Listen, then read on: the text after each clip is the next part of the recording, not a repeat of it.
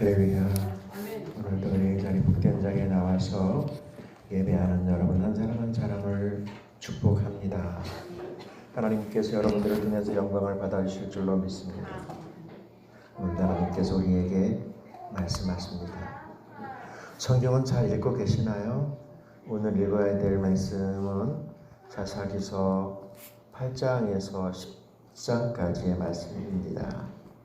말씀을 잘 읽어서 하나님께서 우리를 통해서 원하시는 것이 무엇인가를 말씀을 통해서 발견할 수 있기를 소원합니다. 성경이 귀하고 소중합니다. 하나님이 우리에게 끊임없이 말씀하고 계십니다. 오늘 하나님께서 우리에게 주시는 말씀 사사기 8장 1절에서 3절까지의 말씀을 중심으로 해서 판단을 잘 하라 하십니다. 판단을 잘 하라 하십니다. 이러한 제목으로 주의 은혜를 나누려고 합니다. 우리의 삶의 여정 가운데는 결정해야 되는 순간들이 참 많습니다. 그리고 다양한 도전, 그리고 또한 분별해야 될 순간들이 끊임없이 다가올 것입니다. 그럴 때마다 우리는 내 생각, 나의 경험, 나의 지식 이것보다는 우리는 누구입니까? 예수 믿는 사람 아닙니까? 우리는 하나님의 사람입니다. 믿음의 사람입니다. 하나님이 무엇을 원하시는지, 하나님의 뜻은 어디에 있는지, 그리고 왜 나에게 이런 일이 벌어지고 있는지 생각을 해야 돼요. 생각. 그리고 질문해야 돼요. 질문. 하나님께서 원하시는 것이 무엇입니까? 세수한데 믿음의 사람은. 그리고 답을 찾아야 합니다. 우리 하나님께서 우리에게 그것을 말씀하려고 합니다. 계속해서 우리가 보고 있는 말씀입니다. 우리는 사사기서에 있는 말씀을 이렇게 쑥 넘어와 있습니다. 사사기는 참 중요한 말씀입니다. 성경 말씀 가운데 안 중요한 말씀이 어디 있겠습니까마는 사사기는 우리의 삶의 여정을 아주 분명하고 정확하게 잘 말씀하고 있는 것이 사사기입니다. 우리의 삶의 형편, 처지를 아주 그림처럼 보여서 알려주고 있습니다. 사사기서가 말입니다. 가나안 정복의 이제 일부분을 이룬 여호수아 이후, 완벽하게 이루지 않았어요. 여호수아 이후 사울 왕까지의 시기를 사사기의 시대라고 이야기합니다. 사사기를 열면 14명의 사사가 등장합니다. 온니엘서부터 삼손에 이르기까지. 우리는 사사기에서 여러 번 읽어봐서 잘 압니다. 하나님께서 오늘 주시는 말씀의 사사기에 가장 중요한 핵심적인 말씀이 있습니다. 그것이 뭐냐면 마지막 요절입니다. 마지막 요절. 우리 같이 볼게요. 그때 이스라엘이 왕이 없으므로 사람이 각기 자기의 소견에 오른 대로 행하였더라. 사사기서를 한마디로 딱 이야기하면 지멋대로 살았더라라는 거예요. 지멋대로 살면 어떤 일이 벌어지는가를 사사기서는 아주 잘 설명하고 있는 것이 사사기서의 말씀입니다. 믿음의 사람은 내 멋대로 살면 안 돼요. 하나님의 사람은 세상의 방법대로 살면 안 됩니다, 여러분. 하나님의 사람은 하나님께서 원하시는 것이 무엇인지를 밝히 알아가서 질문하고 지혜로운 믿음의 사람으로 살아야 하는 것입니다. 오늘 그 중에서 순서에 따라 사사기서 8장 앞부분을 보려고 합니다.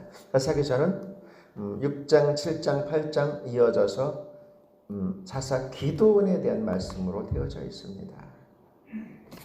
자, 여기 사사기서 8장 1일까지의 시간은 여호수아 이후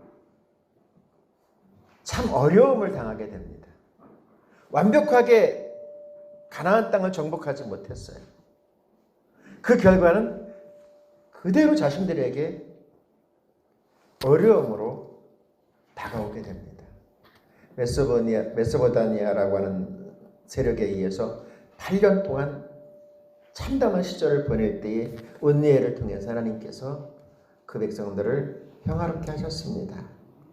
모압을 통해서 18년 동안 또한 곤고한 가운데 빠지게 되죠. 원인들은 다 자신들에게 있었어요. 왜냐하면 이 사사기서를 읽어보면 믿음으로 충만하게 하나님 중심으로 살 때는 그 땅에는 완벽한 평화가 이루어졌습니다. 그런데 저들이 우상을 섬기고 하나님을 떠나고 세상과 짝하고 살면 어떻게 돼요? 여지없이 하나님께서는 주위에 있는 악한 세력들을 동원해서 그 백성들을 간섭하셔요.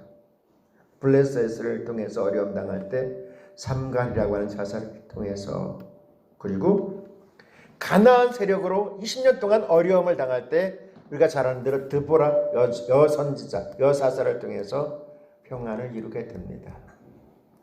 그러면 정신을 차려야 되는데 여전히 돌아갑니다. 돌아가요. 그 백성들이 온갖 사신 우상을 섬기고 하나님을 떠났을 때 미디안으로부터 약 7년 동안 엄청난 고난을 당합니다. 얼마만큼 고난을 당하냐면 미디안 이 사람들이 군사를 이끌고 추수 때만 되면 쳐들어와 가지고 싹 걷어가 버립니다. 그래서 사사기 6장에 보면 먹고 살려고 이 사람들이 어떻게 하냐면 미디안 군대가 쳐들어오기 전에 식량을 숨겨놓는 거예요. 굴 속에, 바위 밑에 이렇게 숨겨놓는 거예요.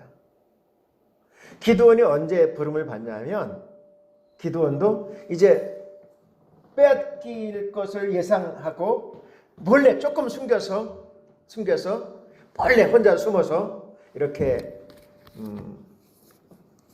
곡식을 이렇게 빻을 때 하나님의 부르심을 받습니다. 먹고 살기 위한 아주 최후의 방편이죠. 그리고 저들은 굶주려 있었습니다. 그때 하나님께서 기드온에게 다가오셔서 이 백성을 구하라고 하는 놀라운 소명을 받습니다. 온 백성들이 고통을 당할 때 말입니다. 백성들은 하나님 앞에 울부짖어 기도합니다. 하나님 도와주세요. 하나님 살려주세요. 사람들의 기대는 뭐예요? 당장 하늘에 불이라도 내려서 하늘에 천지 개벽을 시켜서 저 미디안 사람들을 몰아내든지 뭐 해주셔야 되는데 하나님의 응답은 전혀 다릅니다. 하나님 어떻게 일하시는지 아세요? 우리가 잘 아는 대로 하나님의 사람 모세를 세우셨듯이 가장 연약한 한 사람을 지명하여서 그를 통해서 일하기 시작합니다. 이게 하나님의 방법이에요. 여러분 오늘 이 시대에 이 말씀이 왜 중요하냐면 하나님은 이 어려운 상황 이 속에서 지금 하나님의 이 놀라운 역사를 이룰 사람을 찾습니다. 어떤 사람이요? 가장 연약하고 또 세상적으로 내세울 것이 없는 그 사람을 하나님은 세우십니다. 6장 6절부터 7절까지의 말씀 같이 볼게요. 이스라엘이 미디안으로 말미암아 궁핍함이 심한지라 이에 이스라엘 자손이 여호와께 부르짖었더라. 이스라엘 자손이 미디안으로 말미암아 여호와께 부르짖었으므로 그 백성들이 막 어려움 가운데 하나님 앞에 부르짖었습니다. 하나님 좀 도와주세요. 하나님 이 상황을 좀 해결해 주세요. 그런데 하나님이 고작 한 것이 뭐예요? 겁쟁이죠. 기도는 겁쟁이에요. 겁쟁이입니다. 그리고 세상 속에서 정말 어떻게 해볼 수 없는 그런 나약한 한 사람을 하나님이 부르셔서 세워가시는 것이 말씀입니다. 자, 7장 8절 같이 볼게요. 이에 백성이 양식과 나팔을 손에 든지라 기드온이 이스라엘 백성을 각각 그의 장막으로 돌려보내고 그 300명은 머물게 아니라 미디안 진영은 그 아래 골짜기 가운데 있었더라. 하나님께서 이제 기드온을 세우셔서 미디안과 전쟁하게 하는데 참 아쉬운 게 뭐냐면 미디안은 113만 5천 명이라는 대군을 몰고 이렇게 몰려오고 있습니다. 그때 기드온이 생각하는 거예요. 하나님이 기왕에 부르셨으면 이제 저들을 막아야 되는데 사람을 모았어요. 모았는데 몇 명 정도 모았냐면 3만 2천 명 정도 왔어요. 3만 2천 명. 꽤 모인 거예요. 근데 하나님께서 말씀하시는 거예요. 얘야, 너무 많다. 그 소리를 들으면서 기도는 깜짝 놀랐어요. 아니, 상대는 13만 5천 명인데 우리는 겨우 3만 2천 명인데 많다니요. 많다니요. 많아요, 적어요? 근데 하나님 많다는 거예요. 왜 그랬을까요? 하나님은 사람의 방법으로 문제를 해결하는 것이 아니고 하나님의 방법으로 해결하려고 하는 거예요. 그럼 어떻게 할까요? 이들 가운데서 어중이 모였는데 겁내고 두려워하는 사람들 다 가라 그래라 그랬더니 2만 2천 명이 가버렸어요. 10,000명 남았어요. 10,000명. 하나님 됐습니까? 아니, 너무 많은데. 하나님 13대 1입니다. 우리는 그냥 우리는 군인도 아니에요. 근데 하나님께서 말씀하는 거예요. 너무 많다. 너무 많다는 거예요.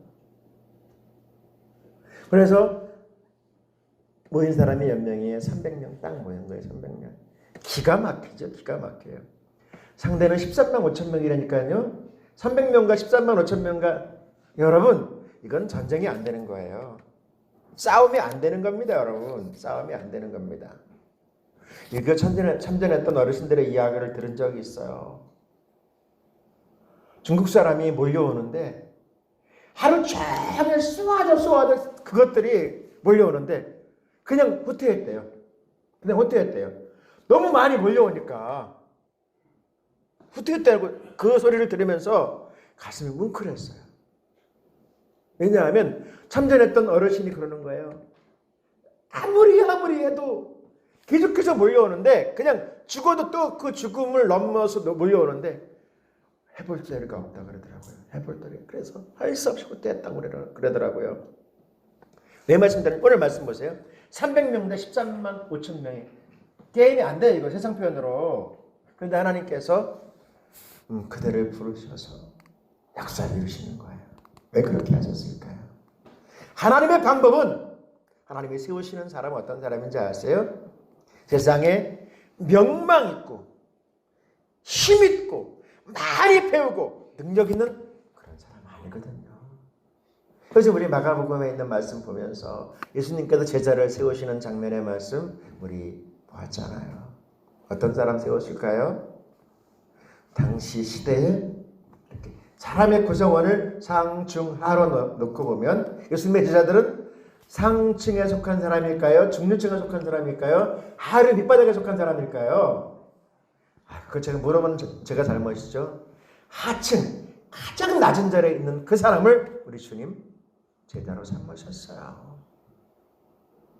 마찬가지로 여러분 성경을 읽어보시면 알겠지만 하나님은 가장 연약한 사람, 힘없는 그 사람을 통해서 일하시고 있습니다. 왜 그렇게 하셨을까요? 그 이유가 뭔지 아세요? 오직 하나님 한 분만 믿고 의지하며 바라고 나갈 사람, 그 사람을 세운 거예요. 하나님 앞에 사람의 지식, 여러분 그거 아무것도 아닙니다. 아무것도 아닙니다. 사람이 안다라고 하는 것, 그것 아무것도 아닙니다. 사람의 능력, 정말 여러분 아무것도 아닙니다. 저는 어렸을 때 참 그 많은 산업 현장을 이렇게 그 관찰, 이렇게 탐방한 적이 있었어요. 그러면 열심히 사람들이 그 현장에서 막 일을 했거든요. 지금은 말입니다. 그곳에 가면 사람 한 사람도 없어요. 다 시스템으로 기계가 완벽하게 합니다. 공정 자체가. 얼마 전에 2층 여기 수리하는데 바닥에 콘크리트를 쳤어요. 그래서 저걸 어떻게 할까? 저거를 저 조그만 좁은 곳에 사람 올라가 다니도 힘들고 어떻게 할까 봤더니요. 어레미콘 차가 오고 그 앞에 조그만 차가 왔는데 야 정말 공정이 완벽하게 바뀌었습니다. 조그마한 파이프 호스로 이렇게 해가지고 그 위 안에까지 사람이 필요 없어요. 그냥 쭉 끌고 가가지고 거기서 착착착착착착착 하면서 한 사람만 이렇게 하니까 끝이에요. 완전히 이제는 그 높은 데도 그 전에는 말입니다. 여러분 어르신들 다 아시죠? 막 사람이 막 시멘트 올리고 자갈 올리고 물 갖다가 하고서 그냥 그 커다란 쇠판에서 올라가지고 막 땀을 뻘뻘 흘리면서 이리 제끼고 저리 제끼고 모래 넣고 자갈 넣고 시멘트 붓고 그랬잖아요. 지금은 전혀 그렇게 하지 않습니다. 완벽하게. 성도 여러분, 우리 기억해야 합니다. 하나님은 이 시대에 사람을 찾으시다. 어떤 사람이요? 오직 하나님을 의지하면서 나를 그 사람을 찾아서 세우십니다. 세우세요. 예수님이 사람을 세우는 장면 마가복음 3장 13절 같이 볼게요. 예수께서 산에 올라가셔서 원하는 사람들을 불러 모으셨습니다. 그러자 그들이 예수께로 나아왔습니다. 어떤 사람이요? 예수님이 원하시는 사람, 하나님이 원하시는 사람으로 세워갑니다. 제가 언젠가 말씀드렸죠. 이 코로나 사태가 이제 진정되면요, 세상은 또 다른 단계로 바뀔 거예요. 이제 산업 현장은 더더욱 사람의 영향을 받지 않는 불확실성을 계속해서 제거하는 거의 기계화로 바뀌어갈 거예요. 거의 대기업은 더더욱 더 많이 이제 전혀 사람이 필요 없는 공정으로 완벽하게 바뀌어갈 것입니다. 왜냐하면 지금 경험했잖아요. 코로나 바이러스가 직원 가운데 한 사람이 있어요. 거의 문을 닫아야 되는 지경으로 빠지는데 기업에서 가장 무서운 것이 뭐냐면 불확실성이거든요. 그래서 기업하는 사람들은 이 부분을 계속해서 제거하려고 그래요. 불확실성을 제거하는 것이 기업의 승패를 가르거든요. 그러면 이제 세상도 마찬가지예요. 세상도 사람이 설 자리가 없어지는 거예요. 이제는 이 속도가 무서울 정도로 빨라질 것이라고 하는 사실입니다. 자, 그래서 그것을 어떻게 할까요? 우리가 기억해야 돼. 그것은 뭐냐면 하나님은 그럼에도 불구하고 사람을 찾으세요. 세상의 기준과 하나님 기준은 전혀 다르다고 말씀드렸어요. 전혀 달라요. 세상은 신언섭한 능력, 많이 알고 있는 것, 잘생긴 것 이런 것 따지지만 하나님은 전혀 다르단 말입니다. 여러분 기억하십시다. 하나님은 지금도 하나님의 역사를 이룰 사람을 찾아요. 어떤 사람이요? 오직 하나님을 믿고 의지하며 나갈 진짜 믿음의 사람 찾습니다. 진짜 믿음의 사람. 여러분 우리 모두가 하나님이 찾으시는 그 사람 되어야 될 줄로 믿습니다. 오늘 주시는 말씀의 제목이 판단을 잘하라 하십니다. 판단을 잘하라 하십니다입니다. 기도는 하나님의 은혜 가운데 13만 5천 명의 미디안 군인과 싸우어서 당당하게 대승리를 거둡니다. 대승리를 거둬요. 어떻게 해요? 하나님의 승리였죠. 하나님이 함께 하셨죠. 믿음으로 나가는 그들과 하나님은 함께 하셔서 승리케 하셨습니다. 중요한 건 승리 후에, 성공 후에는 반드시 시험이 있어요. 반드시 시험이 있습니다. 엄청난 시험이 있습니다. 그 시험은 어디서 오는지 아세요? 멀리서 오는 게 아니에요. 가장 가까운 곳에서 옵니다. 8장 1절 같이 볼게요. 에브라임 사람들이 기드온에게 이르되 내가 미디안과 싸우러 갈 때 우리를 부르지 아니하였으니 우리를 이같이 대접하면 어찌 되느냐 하고 그와 크게 다투를 치라. 엄청난 시험이 다가와요. 자, 이것을 우리가 이해하려면 지금 이들의 상황, 이들의 삶의 터전 안으로 들어가 봐야 돼요. 족장 시대 이후 아브라함 그리고 이삭 그 족장 시대 이후 이스라엘 주도권은 어떻게 되었냐면 레위 지파를 통해서 하나님의 사람 모세를 통해서 이스라엘 나라가 이렇게 역사를 이루어갑니다. 그 이후에 우리가 잘 아는 대로 에브라임 지파인 여호수아가 모세의 뒤를 이어서 이제 그 나라의 주도자로, 주권자로서 나라를 이끌어가고 있지요. 그 다음에 우리가 잘 아는 대로 사사기 이후에 첫 번째 왕 사울왕 베냐민 지파 사람입니다. 그 이후에는 유다 지파의 다윗, 예수님 이렇게 역사가 쭉 이루어갑니다. 그런데 이 여간에 어떤 일이 벌어지냐면 우리가 잘 아는 대로 요셉의 아들 므낫세와 에브라임, 요셉이 이제 그 아버지가 임종이 가까웠을 때 두 아들을 데리고 아버지에 가서 이야기합니다. 아버지, 이들에게 축복해 주세요. 그랬을 때 야곱이 어떻게 합니까? 장자의 머리에 오른손을 얹고 차자의 머리에 왼손을 넣는 것 그날의 전통이거든요. 그런데 이 할아버지가 어떻게 했냐면 두 번째 아들인 에브라임 머리 위에 오른손을 얹어요. 그리고 장자의 머리에 왼손을 얹는 거야. 그때 요셉이 깜짝 놀라요. 아버지 그렇게 하지 마세요. 아니 나도 안다. 그러면서 실질적으로 장자의 축복을 에브라임에게 이렇게 선포하게 됩니다. 에브라임은 이제 요셉 12지파가 있잖아요. 12지파. 이게 이런 이야기하기가 신천지 때문에 요즘에 참 그런데 12지파가 있어요. 12지파. 근데 그 중에서 므낫세와 에브라임, 요셉 지파는 사실 실질적으로 두 지파의 역할을 13지파의 역할을 감당하고 그 가운데서 에브라임은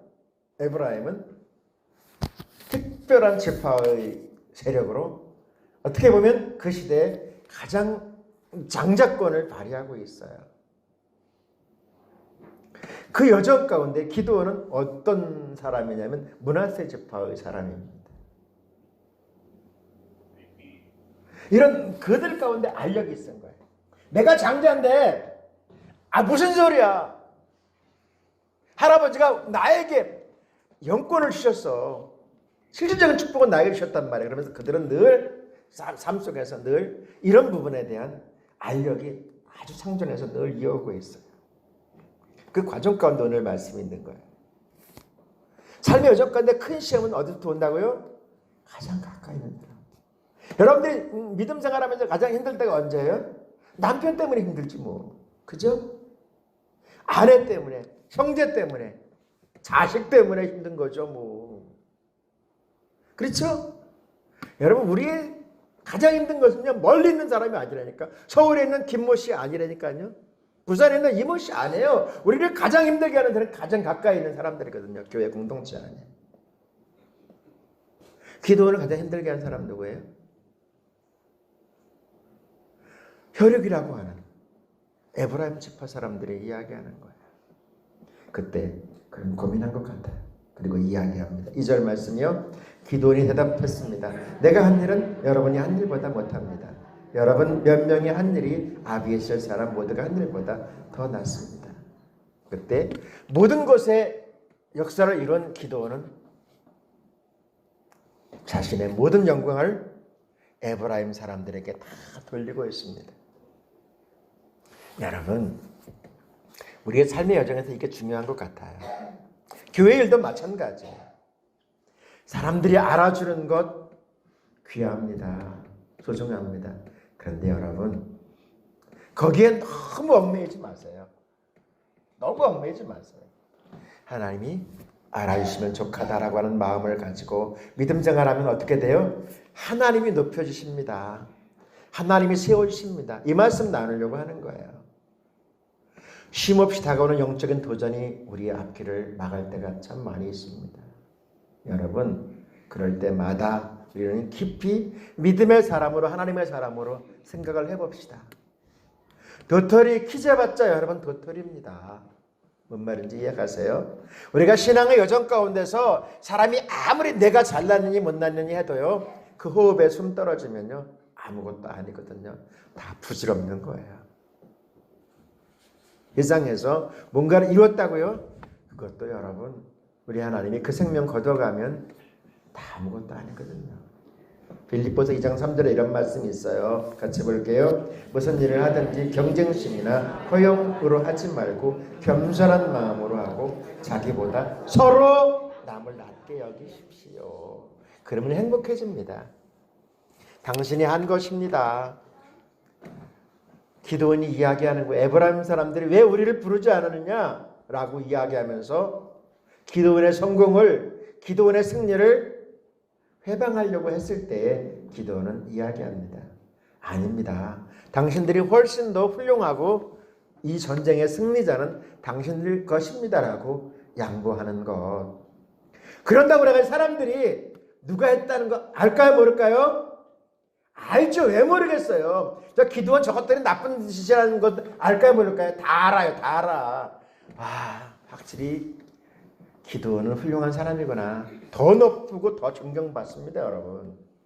그게 문제가 되지 않거든요.